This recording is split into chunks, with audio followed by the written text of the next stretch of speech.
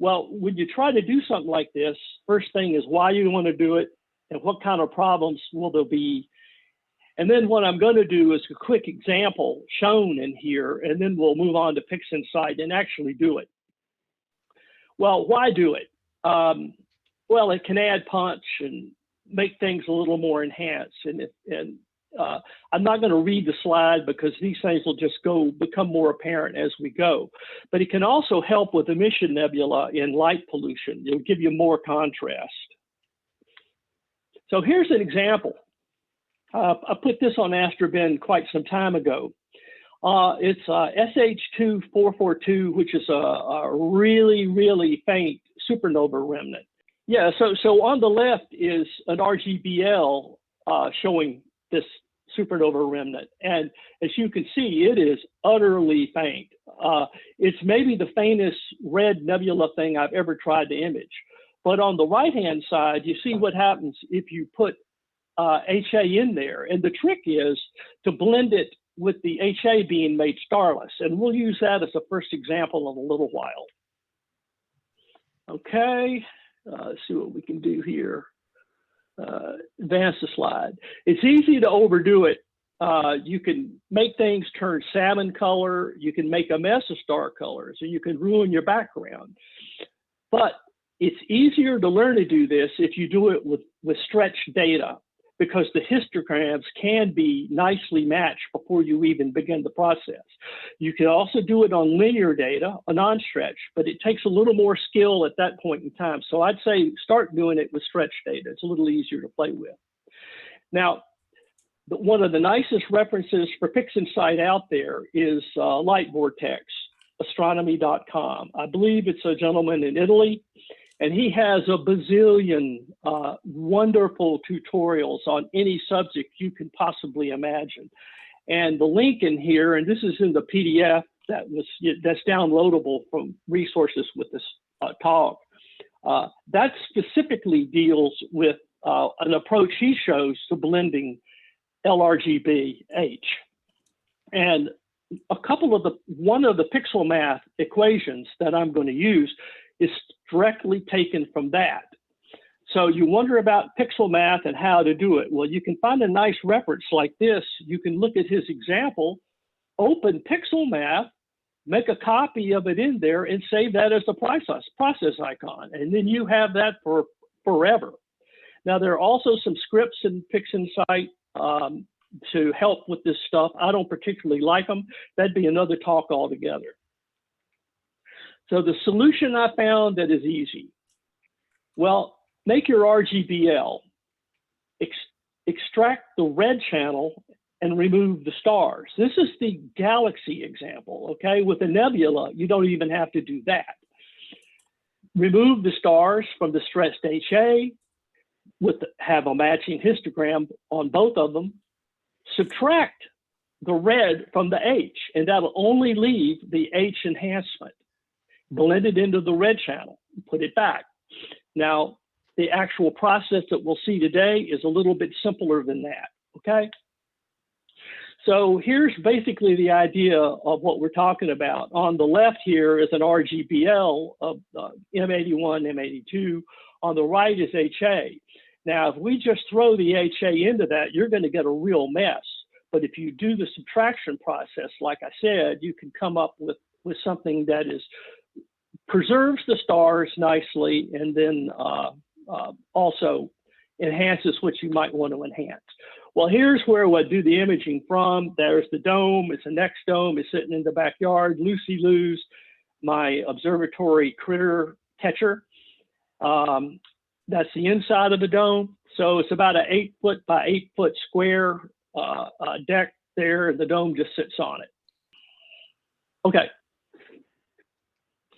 The first sort of thing to think about with PixInsight, I've mentioned and thrown around the word process icons. Okay, so in PixInsight, everything is arranged nicely, all kinds of different stuff.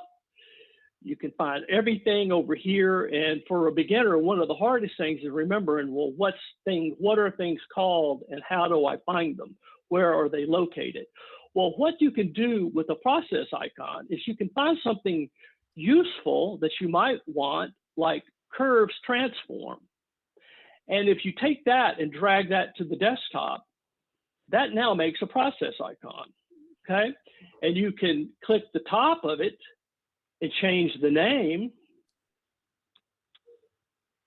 call it my thing, and very nicely, you can open the bottom and you can put a note and you can make a description so that when you go to that process icon in the future, you know what it does.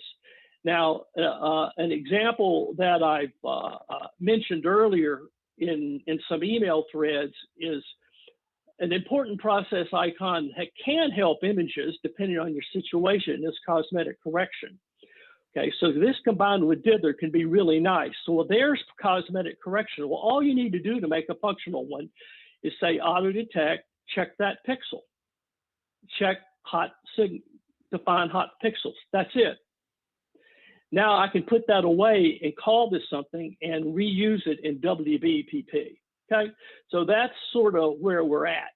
Now let's load the process icons that I sent to go with this talk. Here they go. You notice that they all appear on the right-hand side. Can you see them over here to the right? So there's a little gold line, and they'll be in there. So notice that these are grouped. In other words, they're grouped because that's where I dropped them. The first group are things that are going to be applied to everything before I start. The next group is just making the RGB. The next part is just making the luminance, and the bottom part is blending the HA into there. So I group them like this so I don't get confused myself. Now, I'm not going to run this, but if I open this and hit execute global, what it's going to do is open WBPP and show you what it's got. So the data we're going to look at here, there's the bias, the flats, the darks, the lights, and these are all the light frames that were used to make this image. So to process it, all I did is hit run, and then I walked away for about 3 hours. And the end result of that were the frames we're going to play with today. So let's open up first a simple example. Ron, real let's quick open up, question. Yeah. The WBPP, I saw you're going all the way through to integration. Is that what you do for what you would call your production images, or do you manually integrate? I do both. If I have all of the frames that are there and are ready to go, I let WBPP do the whole enchilada. I don't have to. Now, say I'm working on a project and I'm building on it. Night one, I might let WBPP run through the whole enchilada and make some masters, and I'll look at them. And it'll find nice frames for alignment and all that. What I'll do is leave the registration directory in place, okay? And then in future, when I get another night, I will process it and I'll just say, well, I could let it make a master if I want to. It'll be new masters, but right now it'll be just that night's master. But I'll put it in the same folder, so all the registration files will go into the same registration directory. Then I can open all those and integrate them all. I sent a note to Warren Keller about this, and Adam also, Block, and they both agree that it should have the option to integrate it all on subsequent sessions, and that's going to be added to it. So let's open up first an HA and a RGB-L of one example that I showed earlier on. Okay, so this is the data on the SH2 224. Now don't worry about the details of this.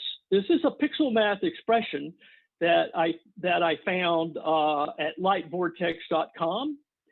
And the first thing you'll see is $T. That means the target. So the red and the intensity channel, that's the expression. But for the green channel, it's just going to be left alone. Whatever The T is whatever I drag the triangle to is the target. The green will come from the target, the blue will come from the target, and the red will be made from this thing called combined image. I can change the expression here, the names, but I can also go to my HA and identifier, just call that the same thing. And it is case sensitive, by the way, okay? So if I do that, and I drag this to this, look what happened. Now, why did that happen that way? In destination, I said, create new target and its color. So you see, we threw that HA into the red here, and what you have is a big hot salmon mess, all right? So let's look at this process in another way. We'll just throw that away. There's a wonderful process called StarNet, and it removes stars. So if I run StarNet on this, this will be a little faster than you might see because I loaded the option to have it run using my NVIDIA card. So it's about enough time to sing the chicken song while it does it. It'll take about 25 seconds. Without it, it takes about 10 times longer. So the result of this should be a starless HA. Okay, 70, 80%, we're about there. Okay, so there's a starless HA. Now if we run this same process again,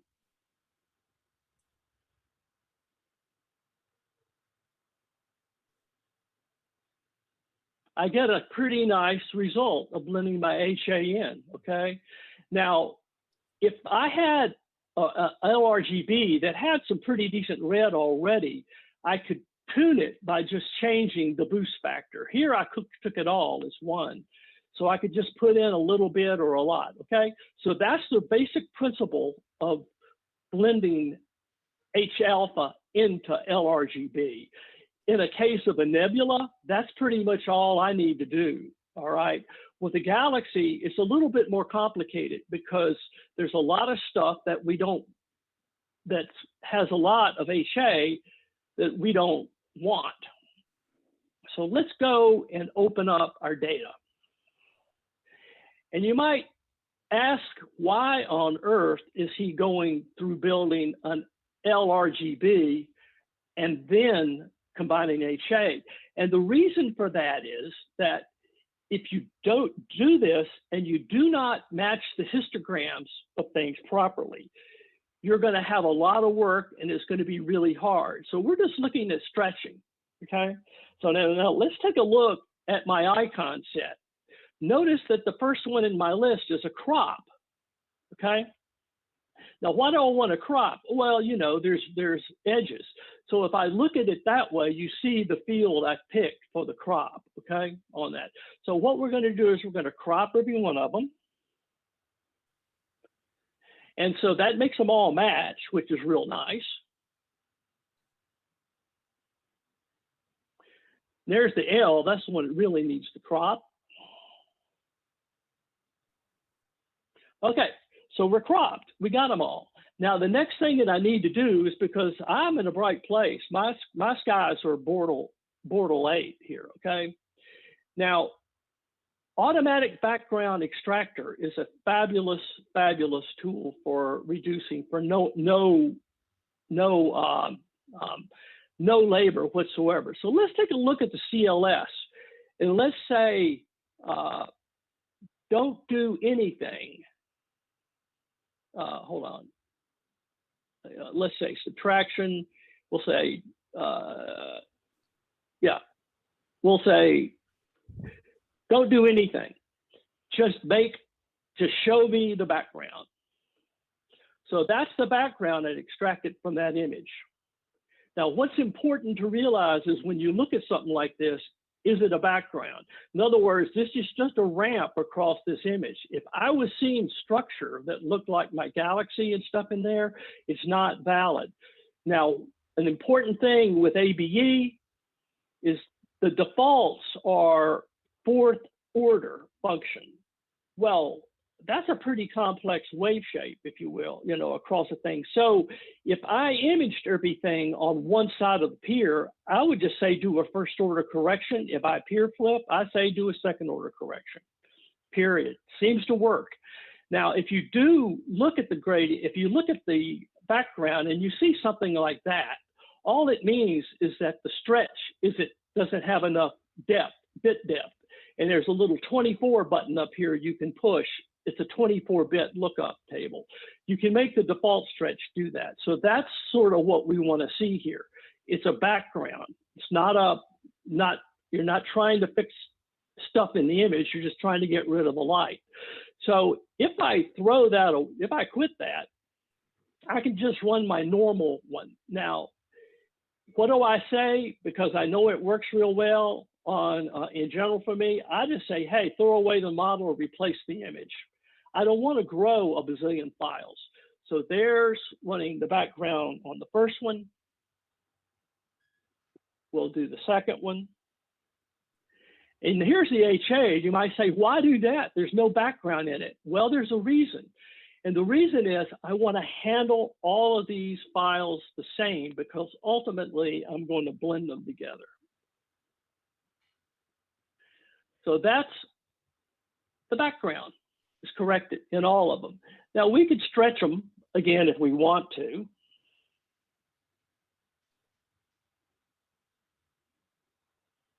Okay.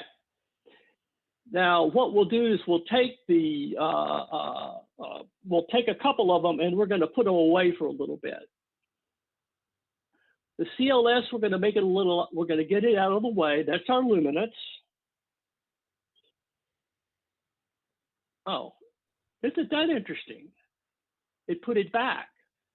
Okay, that's kind of nice to know. There's the HA, there's the CLS.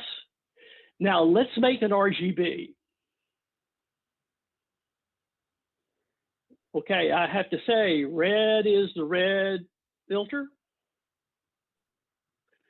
and green is the green and blue is the blue. Blue. Now, if I do that, I've made an RGB. And at this stage, I'll just say, let's close all these. We don't need them anymore. Get rid of them.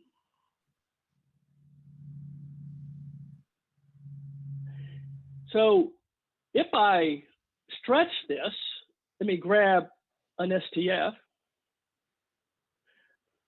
Notice I see a little bit of a green background. If I unlink to where they're not stretched equally, I see something that looks more neutral, okay? Now what I'm gonna do is fix that background. I typed Alt-N, and that lets me draw in a preview, and I can go to background neutralization, and I can say, what do I want to neutralize to? I'll say that preview. Now I have a neutral background, so if I relink the cursors, I have that. Now at this stage, what we could do is correct the color, because you see it has a bit of a greenish cast. And I'll show you one way to do it, and we won't do that, and then we'll do it probably the best way. If you look at color calibration, and just say color calibration, if you take the default here, and say the white reference is the image itself, and you're doing structured detection, what that's going to do is select just the stars, okay? And then the background reference, you pick that little icon where the background was. And if I apply that process, what it's going to do is try to make all the stars white. And in general, if you got a lot of stars, that's what the result will be. The net of all of them would be white, okay? But what we'll say is, that's nice, but we have a much better way to do this today. And that is astromet. We actually use plate solving to find it. So there's my image. I'll get my metadata off my image.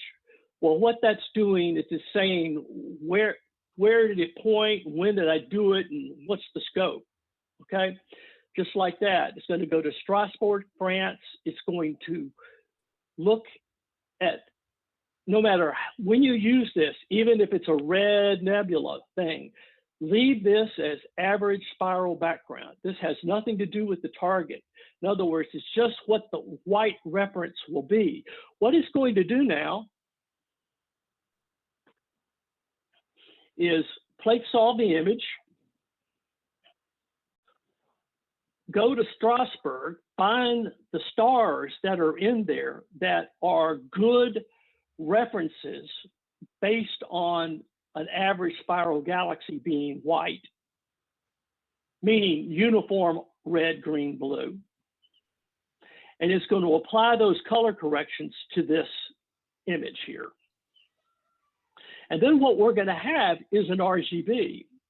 And then all we'll need to do to finish this is get rid of a little bit of the noise. And then the first part of the project is complete. Okay, so there it is. So you see the resulting line fits are really, really good. So that's a very valid result for the white balance functions, I would say. So that's sort of the result of that. If I stretch this, you see the white point is over there. Now let's take a look at something here. We'll put our histogram transform up. We're going to use this in just a minute. So what we want to do at this stage with this is try to get rid of the noise. You see, it's kind of noisy here and there. We want to get rid of the noise, and we don't want to hose our system, our actual image. So a good way to get noise reduction on linear images, unstretched, is multi-scale linear transform. The best algorithm ends up being Starlit up here. And what you do is you select the level. So 1 means the scale is 1 pixel or 2 pixels or 4 or so forth. What I found works well for my camera is I'll have 5 layers, and I'll set the threshold at 5 for the 1 pixel level. And for color, I'll use an amount of about 50% and 2 iterations. 50% 2 iterations seems to work much better than 100% 1 iteration, okay? And so then the next one, I scale it down 60% and 40 and 30, just like that. Now, an important thing to not lose detail is to use a mask. So I'll say I want to use a linear mask. Now, where people go wrong with this for noise reduction, I found is that if you preview the mask with stretched data, you are not seeing anything like what the mask needs to be for the image. So before you do that, remove the stretch, okay? Now with preview image, when I hit the preview button, there's what the mask would be, truly. So 2 things to do. 1, dial the smoothness up to like 2 or something. That's basically it's doing a convolution to soften it. And now I can amplify the amount here a little bit to get into areas that I want to protect. I don't have to be crazy about protection with this because it's RGB, and my detail is going to come from later on from the luminance. So I say, hey, I kind of like that as a starting point. As a place to go. Okay, so I'll get rid of that. Hey, Ron. Yes, sir. Just, you might want to say a little bit about what the white and the black means in that mask image, just in case someone's not familiar with the mask concept.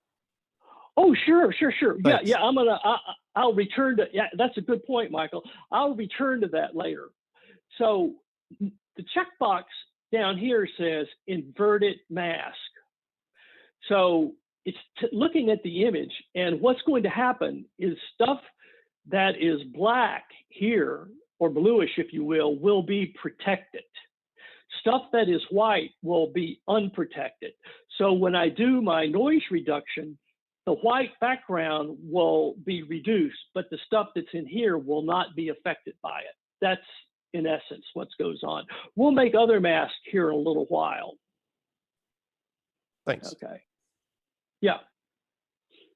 Good point. So if we take a look at our image and now we apply that,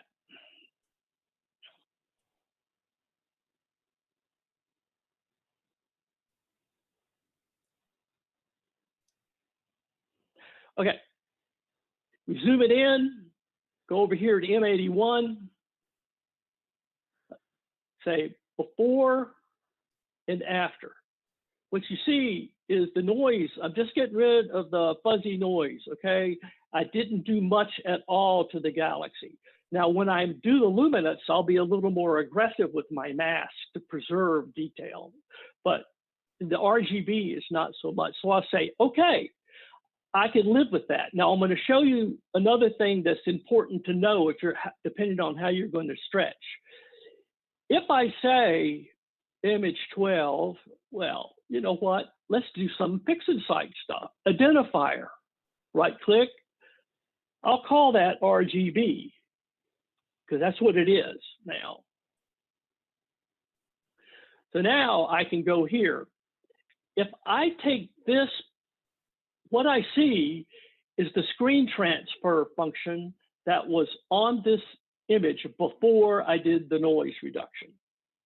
And it might be a useful thing that I want to save and I might want to keep and use on other images. But we're going to push an easy button to get around that part. Now, if I stretch this now, you see it's a very different stretch after the noise reduction, okay? So what we're going to do here, in the interest of expediency, is we're going to use mask stretch to stretch the images, all three, the RGB, the luminance, and the HA. The RGB takes some time. It's 100 iterations, and it's masking each result and pushing it. So it tends to make stars keep their color a little better and all. You lose contrast with this stretch, but we can get it back later. So we'll be done in just a minute.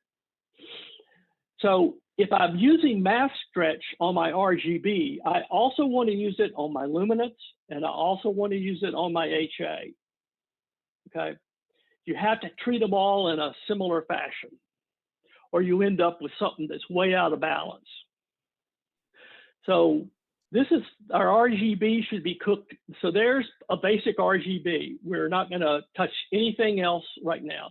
So you see the histogram of that result, and what we're looking at is that the red, green, and the blue are all in the same place.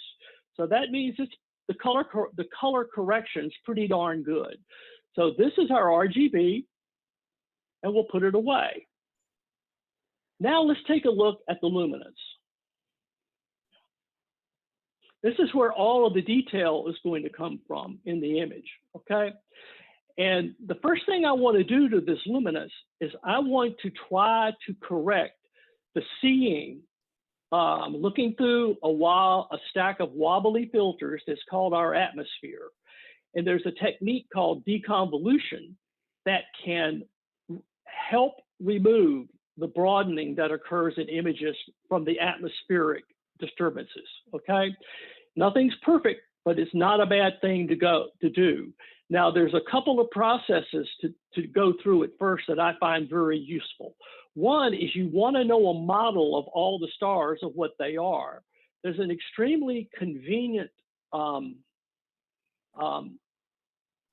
script called PSF, or point spread function image. And what it's going to do, I'm not going to worry about anything other than to say, it's only going to look at stars between an amplitude of 0.8 and 0.02.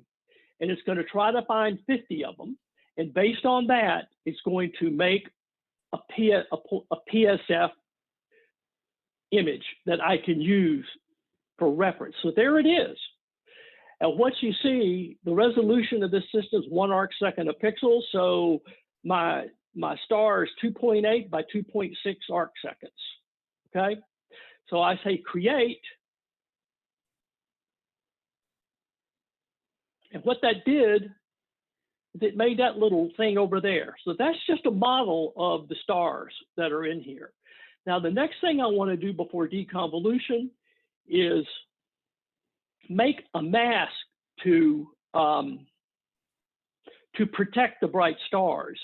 Now, the thing to know here is that we're making a mask to protect deconvolution. We are not making a star mask. We happen to be using the star mask tool to do it. So to do this, key things, there's a button here, aggregate and binarize. Those are not checked when you make a real star mask. I want to group it all together, and I want it to just be black and white. I don't want to try to do anything else. Other thing I want to do is I want to grow the size of what I get, okay? I want it to be a little bigger than the stars. The noise threshold, I don't care about, because if I look at my image here, this background, I'm wiggling the mouse here, okay, on the background. If you look down here, this area of PixInsight, you'll see K is 0.0004, something like that. That's the intensity of that part, okay? I'm setting the threshold at 0.1, so my threshold is way high. All it's going to see are the big, bright, tall stars.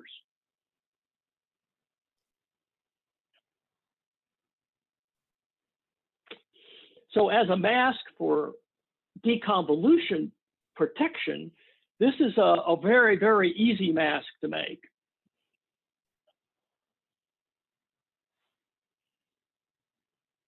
Okay, so there it is. I can look at it, I can overlay it on the image, and I can push the mouse and I see the image through it. If I move over a little bit, what you see is my mask sizes are a little bit bigger than the stars that are there because I grew them here. If it wasn't like I like, if I needed it a little bigger, I could go to Process, Morphological Transformation, and change the menu to say, make it bigger, dilate, and drag that triangle over here. And notice they got bigger, okay? I'll undo that, okay? So that's sort of, you know, the kind of things you can do. Just because you make a mask, you don't have to leave it alone. So at this stage, we are ready to do the dreaded deconvolution. My model is the model we made. I want to do deringing, local deringing. You choose that star mask. It's not really a star mask, okay? We're going to return to the global dark in a minute, but what I found works well here is I set this up in a similar way that I did the noise reduction. I use 5, 3, 2 for the thresholds, and I turn that up just a wee bit. This is further protection of other features. Now, how to set the global dark. If we just do this deconvolution with this, we're going to really get an ugly mess. What I found works quite well is that if I mouse over here and note the intensity down here of 0.004, for default, I put twice that number here. That's a really good starting point. Now, I could do a preview and do deconvolution on only a small part, but we'll just do the whole thing.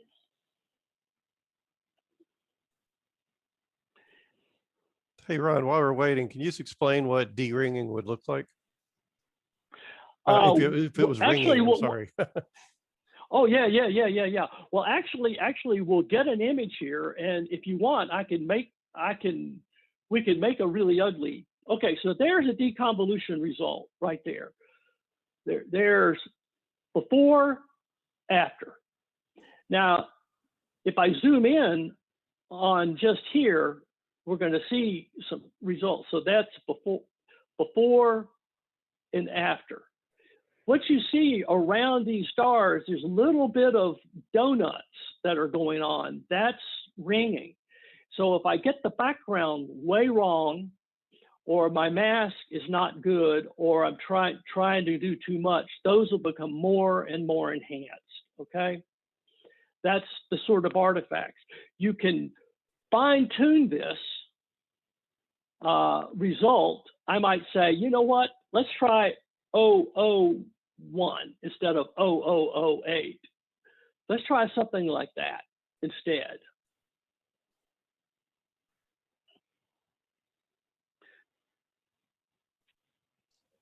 Ron, I'm trying to find the PFS image script and I don't see it. Is it something you have It's to in add render. It's in render. Scripts, render. In the scripts menu, there's a sub-menu, render. Yeah, I'm not seeing it. Is that an add-on, Ron? No. Ooh. Yeah, it's from it Hartman's is. repository. Yeah. I can email it to you. Yeah, it's an add-on. My bad. Okay, it's a nice add-on. So that's a pretty nice deconvolution result without a whole lot of effort. So I might call this thing luminance, like that. Now the next thing I want to do is I want to handle my luminance just like I handle my RGB, okay? So here's a process icon I made called MLT for noise reduction of luminance. Now, how's it different than the RGB? Well, not much at all. Instead of 50% two iterations, I say 40% two iterations. For the two pixel scale, 50% instead of 60%. Just turn it down a tiny bit in terms of intensity. Follow the same rules, remove the stretch, preview it. There's the mask. We soften the mask again. And now this time I want to grow the mask more. I want to push it out here to where we are protecting those spiral arms a little bit and not losing so much detail, okay? So the white areas will see the noise reduction and the black areas will be protected. So I blew that up a little bit. Again, if I don't remove stretch, I have no clue what the mask is. So there we go. Now we will apply that. And there we go. And we'll zoom in here a little bit and you see, oh, get out of the way. Before and after. You see, I've gotten rid of the peppery noise and I've done nothing to the galaxy. My noise reduction has not cost me anything in terms of the resolution I'm going to gain from the image, okay? So now because I've applied a similar noise reduction that I did to the RGB, like that, if I apply the same stretch to that, I should get a pretty nice matching result. So we'll take mask stretch and we'll apply it. Okay, so let's look at our histograms. There's the RGB and there's the luminance. Looking at the histogram, you see, not only are they close, they are an exact match, which means that that's a pretty darn good luminance to put in to the RGB. So now let's make the RGB-L.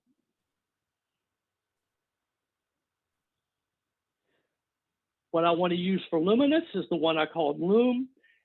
RGB, it's just the system. It's just the issue itself. If I drag this icon over, that makes it. Notice I didn't do chrominance noise reduction because I've already done the reduction in my chrominance and I can do it later without it. So that's the result of that. I might look and say, you know what? I want a little more color. So I'll undo and grab the saturation slider and I push it to a lower number. As all things PixInsight are bizarre. Lower number is more, higher number is less. Go figure. So I'll push it up to 0.31.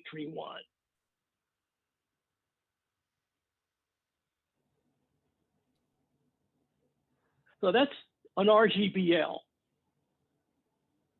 right there. And I might say that's an RGB-L, just so I know what's what. Now we will, now what we'll do is we're going to process our H alpha. And we're going to do it the same as we did the others, but this is really pretty simple. All I'll do is apply the same noise reduction that I did to the color. That was this. We follow the same rule. Remove the stretch, do a filter, preview, soften it, dial up the mask a bit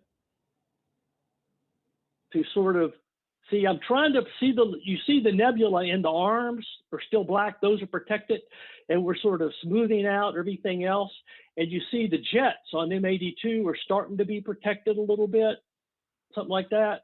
That looks pretty good. So, you know, it's not crazy critical. Hey, Ron. There we go. Oh, yes, sir. Yeah, you changed it. Oh, no. I was going to ask you to show. Easy. Can you show how to zoom the preview? That's something they added recently. If you wanted to see those areas closer. Let's see. How do you do that? Okay, it's that little square down near the bottom left, right above the arrow. Oh yeah. No, up 4 more. That guy. Yeah. So now you can draw a box. Yay. And then Very cool. I think the arrow restores the. No. I can't remember. Yeah. There. Yeah. Oh yeah, that's back. Preview. Yeah, it says previous preview, new preview. Yeah, okay. That's kind of handy. Yeah, that's especially for that jet area. That's a handy thing to have. Thanks. Yeah. There's no question about it. You can take a look at what's going on, and you can push that up a little more. I can say, okay, hey, I like that. That's a good point. And the back area, undo the preview. I don't have to apply a stretch now, but I can. I mean, that's the noise reduction. I'll apply the same stretch that we've done to all the others. So there's my hydrogen alpha. And we'll call this H.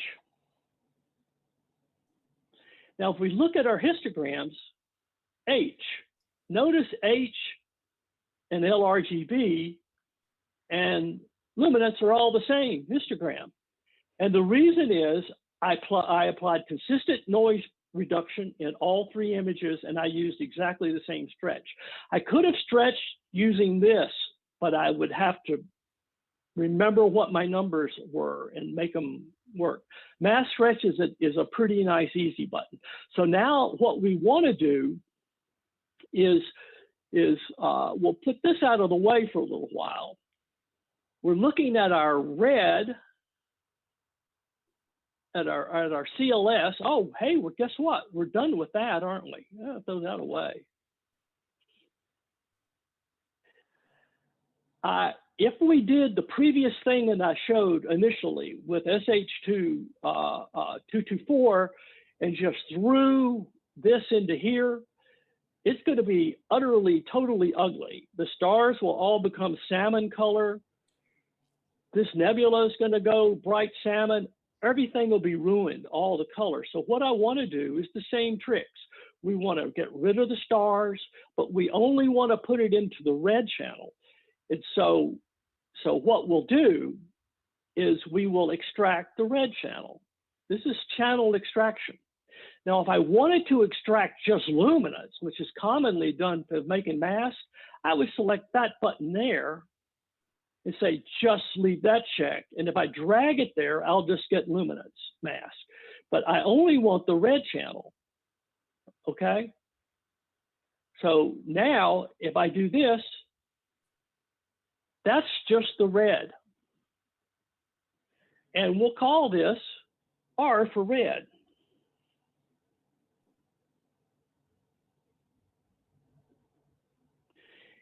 So we have our H and our red. Now the technique I found that works really well with these things is to subtract the red from the HA and leave only the differences here. But life could be made much, much easier once again if we first get rid of the stars. So we're going to throw the stars away on the HA.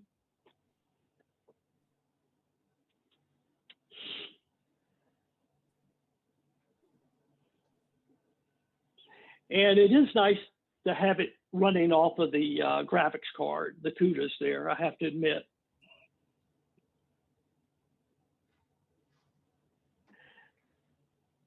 Not enough time to go get coffee, though. That's the problem. No, it's a fact. Not enough time. Let's see if it's long enough to sing the chicken song. Ready?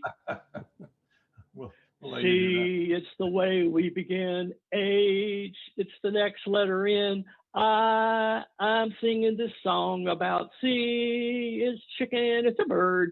H, open at both ends. How do you spell chicken? E, getting near the end. CHICKEN, chicken. Well, I'd have to sing it twice, but that's worse than painful. Once is enough. Okay. Yeah, once is more than enough. Okay, so now we have starless. Now let's get to the ugliest possible PixInsight tool. If anybody could invent a tool that's worse than this, I want to know what it is. It's called clone stamp. And using it is unbelievably twitty. First, I'm going to make the radius a big number because I want to, this is how many pixels. I want to try to get rid of these stars, okay? I'm working on the red here. Now, to use it, you have to say, hold the control key down and click in the image. If you start with any other procedure, you'll go insane, I promise. And the punishment doesn't fit the crime. Notice what happens if I go all over the place and do stuff. I make a mess, right? If I say X, that'll quit it. That gets rid of it, okay? It's an active process. Make a tip. So we'll start again. We'll hold down the control key, click one time. Now we'll go over here and we'll do this, and we're just painting out some stars. Okay, that's pretty good. And we'll just get rid of this one over here. That's probably more than enough for us. It's not going to matter that much for us. We're just going to keep what we want. This is one concession to painting. Yeah. Well, that's enough. Now to make it do what we wanted it to do, here we'll get rid of that up there. To make it do this, you got to hit the execute command. Now that's done. Okay. Now here's the H alpha. You would do the same thing here. Control key down, click once. And I just want to get rid of these star halos. You don't have to, but I wonder if you saved the icon from your first clone stamp and applied it to the second one, if it would remove the same stars. Never tried that. I don't know if it would, or I mean, I have no idea if it would or wouldn't. All I can say is it might do that. That's for sure. But clone stamp to me is just horrible. Okay, there. So now we sort of patched this up a little bit. Now there is a subtract red process icon. Naveen knows this one well. H minus R times an amount. And amount is, in this case, 0.8. So if I drag this icon to any image, and I have down here, create new target, and it's a grayscale image, what I'll get is the result of that subtraction. And lo and behold, what you can see is that, look, we have a little bit of jets here. We got a little bit of garbage over here. Now, an important thing to remember is that I don't have to take what I've got. If I want, I can go to curves and I can click here. I can take brightness and I can brighten that a little bit. Okay, do you see that brighten? Those jets brighten a little tiny bit? I can say, yeah, shows do up that. a little. It's Zoom Yeah, is yeah, doing yeah. you favors. No, it's not. So now we have this. What you will remember is that we used this process icon earlier that I got from Light Vortex. For red, it's the target is $T, and we're going to blend in this only if it's bigger than in the other image. And the boost is, in this case, 1. Green will be left alone. Blue still remains the target. So that's called COMBIMG. So I could either change that, or I can change this name to match my pixel map. Okay. Here's my RGB-L. Notice create new image and its color. So if I do this, that's blended it in. Okay.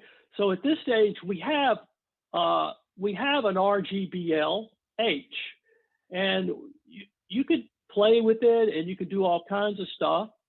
But what we'll do now is just sort of finish this up and correct the most heinous things and do a little bit of enhancement to it. The first thing to think about is if I look at the histogram of this, let's call it RGB-LH. There we go. You notice there's a little bit of a greenish cast over here. I can go to blue and preview, and we can just push blue up a tiny bit. See, I can push it a lot, or we can push it just a tiny bit, just a tiny bit. Yes, sir. So you said there was a little bit of, did you say green cast? Is that what you said? Yeah, there was a little bit of green cast in the arms of M81. That's all. Okay. Well, I mean, yeah. I don't know. This is just me stuck in like the way I think of things. Is that if it's right. green, too much green, I would go to magenta or reduce. Oh yeah, definitely. Does that work? No, yeah. Well, my choices here are red, green, blue on my histogram. I could go to a more complex tool and do exactly what you're saying, for sure. Okay. For that, but that fixes a little bit. Now that right now, so yeah. Now what we want to do also is we want to further enhance these jets and the galaxy. And what I might say is I'm just itching to hit this image with a good old saturation garish stick, but we don't want it to be too bad. So in another script that's really nice, that's an add-on, Naveen, is called game. And if I say add, it's made to make elliptical things that are like galaxy sizes, okay? So I might say, okay, let's make a mask that does that. And let's make a mask over here. We're almost done. We're about out of time, but we're damn near done. Okay. I'm going to just say something like that. Okay. If I say okay, that makes this mask. I can apply it to the image. Now, What it means is anything I do, if it's in the red area, it won't happen there. If I go to mask and say invert mask, what this would mean is that I could do stuff and the stuff that's in the red area would be protected. Okay, so I'll say invert the mask, there's the mask, and I'll say don't show me the mask. And we can do something like go to curves and saturation and do a preview, and we can push up the saturation. See how that popped? I went a little far, but you see how those jets popped out and the saturation of this core went up a little bit like that. I'm not saying this is good. It's just what I did. Okay, so that's like one step further, and we're not going to do that. That's the preview. Okay, so that pushed the saturation up a little bit on this. Something else I might want to do with this is, you can see those jets and they're there, but they're a little mucky. I want to sharpen the jets selectively, okay? And a nice tool to do that again is, you guessed it, multi-scale linear transform. If in the detail layer, I select the 4-pixel and the 8-pixel scales, and I put little numbers in here, it's going to selectively sharpen only those scales of pixels. And because I have a mask on, it's only going to get the regions that's not protected. So if I apply that, I'll undo that. You can see the detail appears a little nicer in that jet. So I hope it shows. I'm not sure if it did or not. Yeah, it does. Ron, so if you make those numbers positive, your sharpening, and negative is? Yes. Well, negative would be the opposite, I guess. Yeah. And now what you see over here, and I didn't do this on purpose, you see the red remnants around here. That's a result of that subtraction. And the way I could completely get rid of that would be, if I worked on after I did the subtraction, if I went to clone stamp and found those areas and just drew them out before I added it in, okay? That's a really, really nice step to do for that. So there is an image. I might say, okay, I want a little bit of noise reduction, or you could do all kinds of stuff, but I might say, invert the mask, so that now we're protecting those areas that we just sharpened.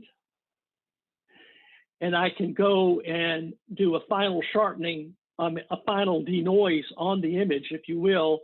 And TGV denoise is nice. I like it because I can do the lightness separately from the chrominance.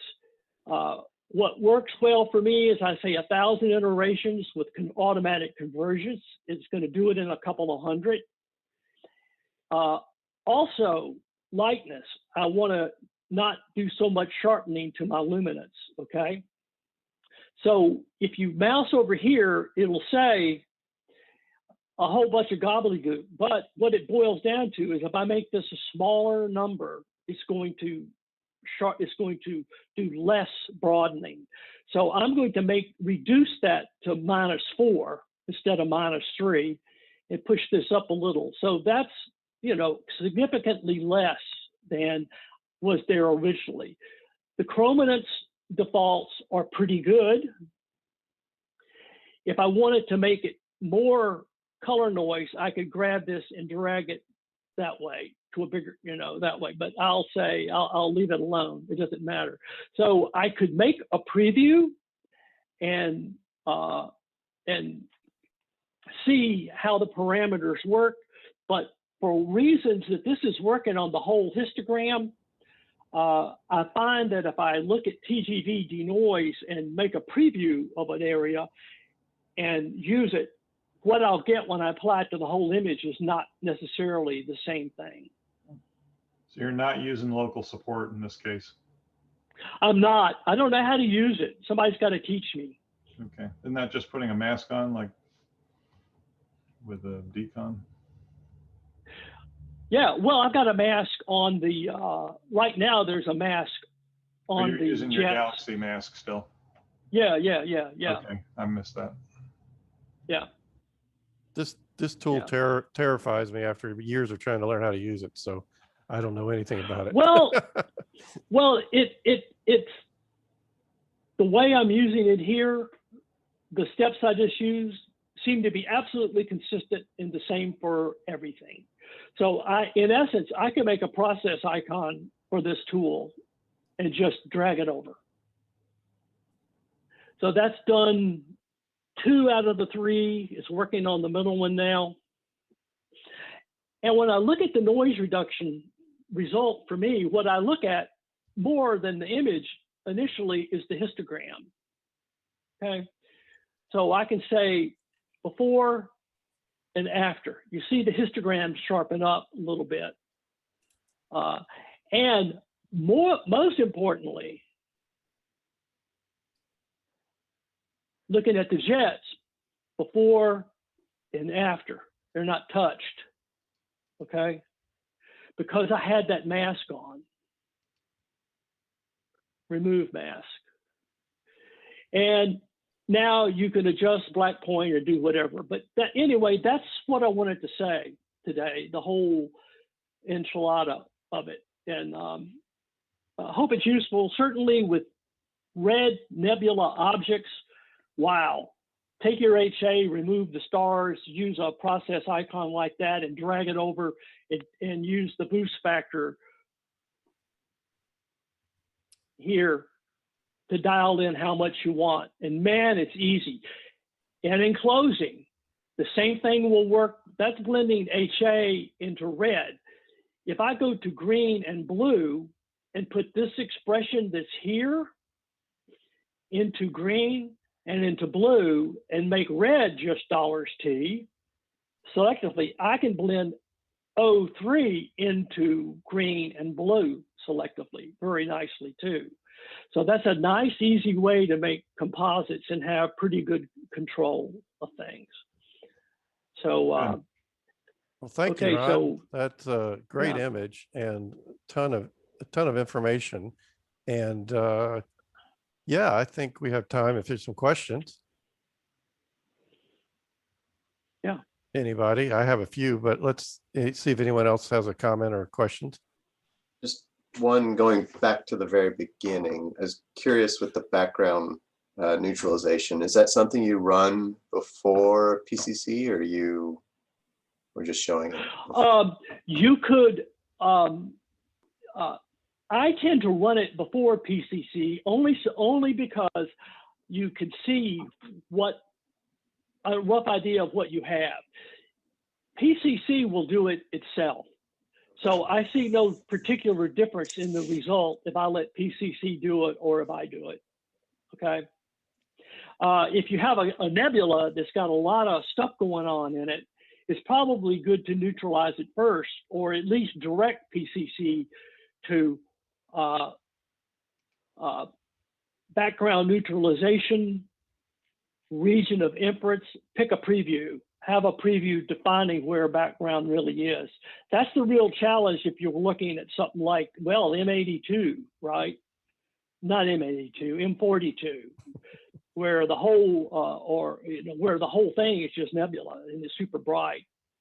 And Naveen, you might, if in that situation, you might want to investigate, I think it's a script called aggregate preview. You can actually go and create 5 or 6 previews, small ones in the background. Use aggregate preview and it will create one preview image from all of those that you can then feed into like background neutralization. So it's something to investigate if you ever need to do that. Okay, thanks. I think it's. Let me find it. Utilities. Yeah. Where is that? I haven't used. I usually just let the threshold do all the work for me, but. Where is it? Image analysis. Or did they make it a process? It might be a process now. Certainly not there. No. Anybody know where that is? Was that it? Is that another add-on? No, aggregate preview's been there for forever, but yeah, I don't remember. Maybe they got rid of it. I don't. That's very strange. Yeah, no, it's Oh, got to no. be there. It's called Preview Aggregator now. It's under Utilities and Scripts. Utilities Preview Aggregator. So I had it backwards. Oh, duh. Yeah. There. Yep. Okay, I see. Okay. Yeah, Naveen, I think, since the background neutralization is subtracting a constant from each channel, it's not really doing anything that affects the color balance calculation, where it's looking at the slopes of those different lines. So you can do it anytime. You want to do it, typically I would do it before you do any gradient reduction, but that's, again, probably not a fixed in stone type of rule. So Ron, I had a question. Would there be any advantage to blending the H alpha into your red before you do the L-RGB combination, so you actually get the benefit of the luminance resolution enhancement on those jets, or is that complicate matters? Yes, I tried to blend it into both L and RGB, doing it separately that way, and it seemed like it was a lot of work for little gain.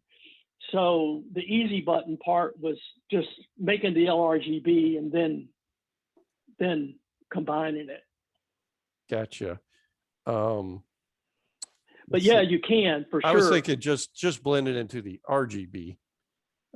Since in essence you're doing that after the fact, but you did a little sharpening after the fact, and it certainly pulled out a lot of dramatic contrast and details. So I tend to do that more now. Is I don't even bother with deconvolution. I just do sort of that last step sharpening, and you tend to get 90% of the effect for 1% of the effort. But that's because I've become a lazy processing person, probably. But I think your results speak for themselves. I would also kind of chain on to what Roland said. I think a lot of those operations with the mask, I would just make a TIFF and throw it into Affinity. The clone stamp tool in PixInsight was implemented by protest by the team, I'm pretty sure, because they hate that concept of those sorts of things. So you would just make a TIFF, throw it in Affinity, or if you still use it, Photoshop, and then throw it back into PixInsight after you clean it up. But so the nice thing is there's lots of ways to do this. So there's no right way. Yeah, it is nice. There's just so many different tools in the drawer now. It's just wonderful. I saw John mention easy denoise, and that's something, if someone, maybe John or someone else who uses that, I'd love to do one of these workshops where someone kind of goes through those tools.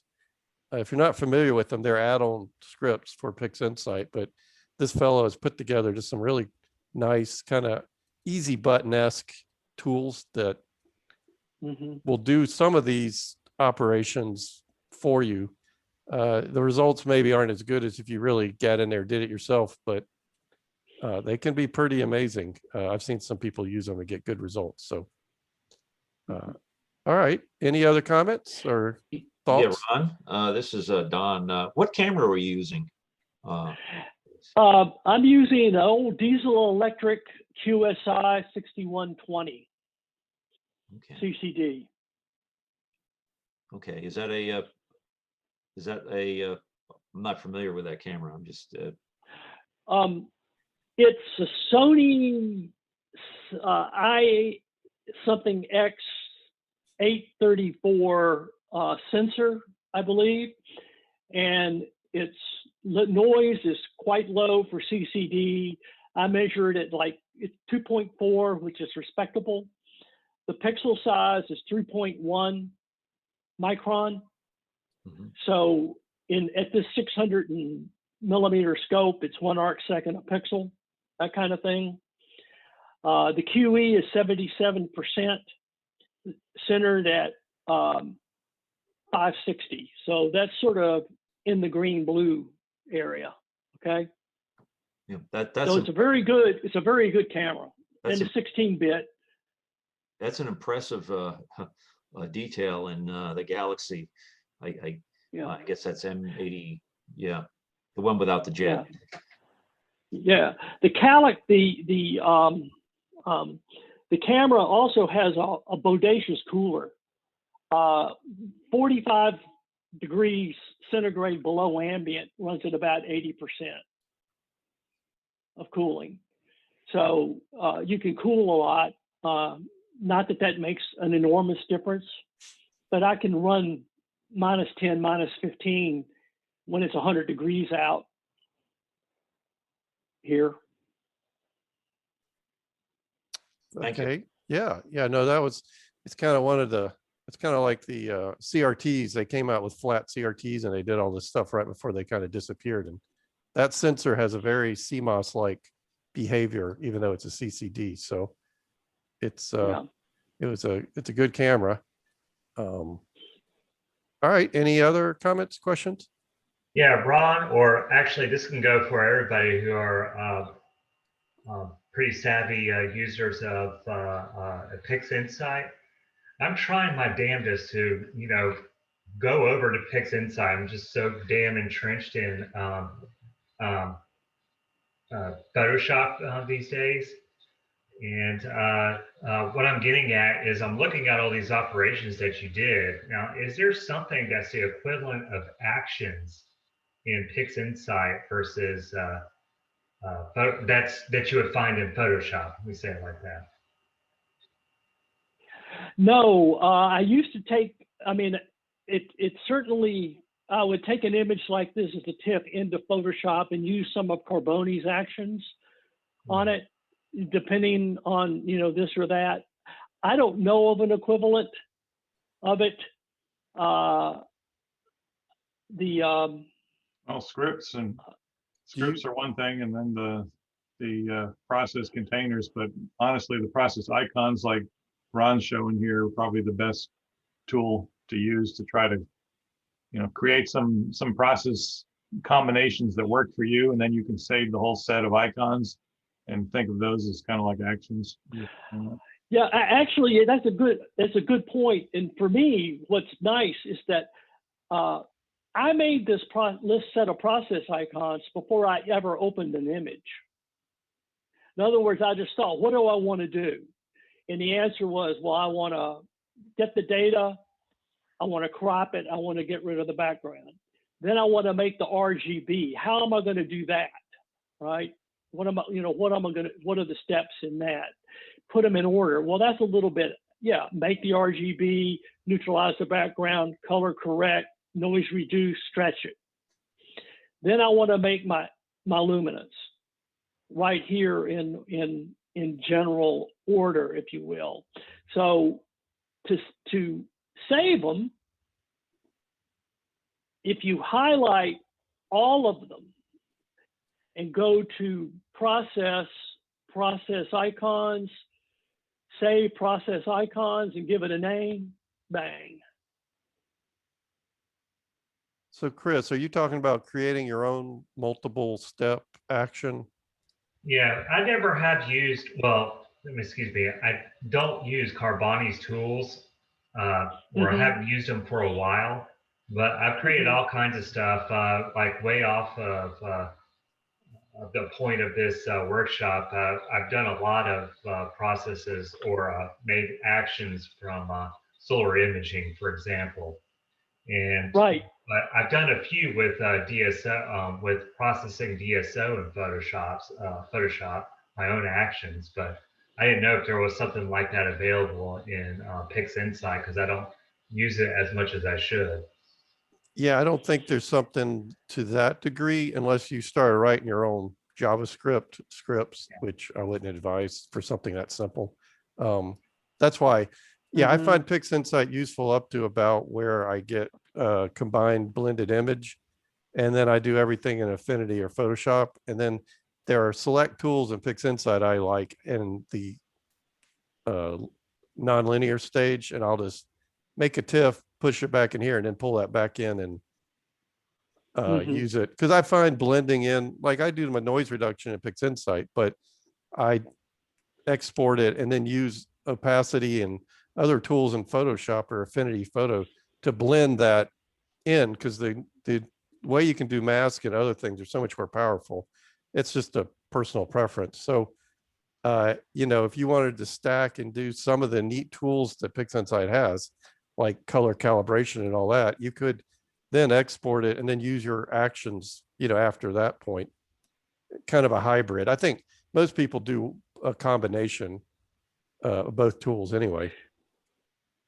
Yeah, the equivalent of opacity in PixInsight is horrendous in the sense it's like use pixel math and combine image A, starting image times 0.5 plus finished image times 0.5. Yeah. Apply. Then you get a 50-50 blend thereof, which is, you know, so hokey compared to opacity. Yeah. Okay, very good. All right. Well, I think we're kind of pushing that time limit. Unless there's another question or comment, I think we can thank Ron again for the presentation. And you know, we can keep carrying on these workshops. There's another topic in PixInsight or somewhere else. Let's keep doing the workshops and kind of sharing these ideas. Yeah, it's great. Thank you, Ron. Thank you, sir. guys. Thanks, Ron. Thanks for the Thanks, Ron. comments along the way. I learned a bunch of stuff. I'm gonna clone stamp. Need to kill it. Horrible. All right, guys. Yeah, have a good one this Bye-bye. afternoon. See ya.